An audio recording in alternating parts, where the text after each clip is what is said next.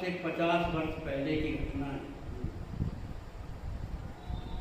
जो अनुभव है मैं उसको निवेदन कर रहा हूँ। महाराज की इच्छा थी कुछ बता दूँ, इसलिए मैं बता दूँ। महाराज जीवन में जब संकट आते हैं, चारों तरफ से आदमी जब घिर जाता है, कोई साथ नहीं देता, रिश्तेदार छोड़ देते हैं, भाई बंद छोड़ देते हैं, क्योंकि उसके पास कुछ नहीं, घर में कहीं खाने के लिए कुछ नहीं, जो मालिक कमाता भी है वो भी पूछता नहीं।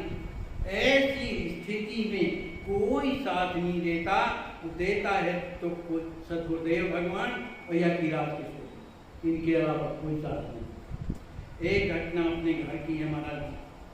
आज से 50 साल पहले घर में बहुत गरीबी थी महाराज, और उसका कारण ये थी कि हमारी माँ जो है अस्पताल में मर गई थी। अब कोई देखने वाला नहीं, तो गांव के जो लोग थे, परिवार के जो लोग थे, रिश्तेदार जो थे, सब घर में रहते रहे। तो पुराने ज़मानों में पेटी एटी तो कोई रखता नहीं था, तो कोई बखारी में, किसी में डबला डबुलिया में धन दौलत पैसा डाल देते, सब ले गए महाराज। जितने बर्तन थे वो भी ले गए, घर में जो खाने को भोजन था उसको भी ले गए। अब ये स्थिति आ गई कि गरीबी के कारण जीना मुश्किल हो गया महाराज। सब कोई है दृष्टि से देखते थे, कोई भी हो। अब मन इतना दुखी हो गया, इतना दुखी हो गया कि अब किसका सहारा लें। पर सरकार की कृपा, शरणागत हो गए थे, केवल उन्हीं का सहारा था और किसी का नहीं, किसी के पास जाते नहीं थे। हमारी एक बहन थी महाराज जी, वो 12-13 साल की थी। उसको जो है पेट में फोड़ा हो गया।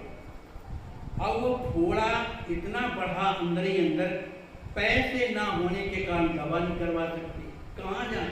वो तड़पती थी रात में, लेकिन भगवान की कृपा से वो पूरा फूटा, इधर से पूरा। और मवाद इतनी बहती थी, इतनी दुर्गंध करती थी कि वहाँ बैठने वाले लोग बैठ नहीं सकते। वो मवाद कई दिनों तक बहती रही। ऐसी थोड़ी बहुत जो भी दवाई लोग बताते थे उस तरह से करते थे, लेकिन पेट पूरा मवाद से भरा था, सड़ गया था महाराज। हमारे पास पैसे नहीं, किससे मांगे, किसके पास जाएं, कोई नहीं देता रहा। आखिर और घर का पूरा काम करना है महाराज जी, घर की खेती करना। उस खेती में भी महाराज परिश्रम करते थे, लेकिन पैदा कुछ नहीं होता था। ये स्थिति वो हमने आंखों से देखी है महाराज। हम दोनों के दोनों जो है जाकर के काटते थे धान, गहाई करते थे, तब थोड़ा सा अनाज मिलता था, उसमें भी घर का खर्च नहीं चलता। किसी तरह से बड़ी विषम परिस्थिति, किसी से कुछ नहीं कहते थे, पर सरकार का भरोसा कि चलो जो भी होगा तो होगा। अब वो रात दिन बालिका रोती थी महाराज जी, देखा नहीं जाता था।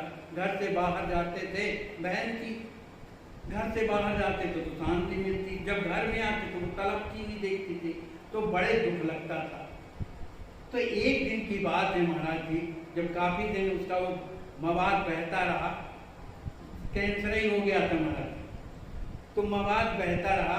तो एक दिन जब हम अपने खेत से आए धान काट करके, दोपहर का समय था, तो वो बाहर जो है बैठी हुई आंखें मूंद करके और सीताराम कह रहे थे।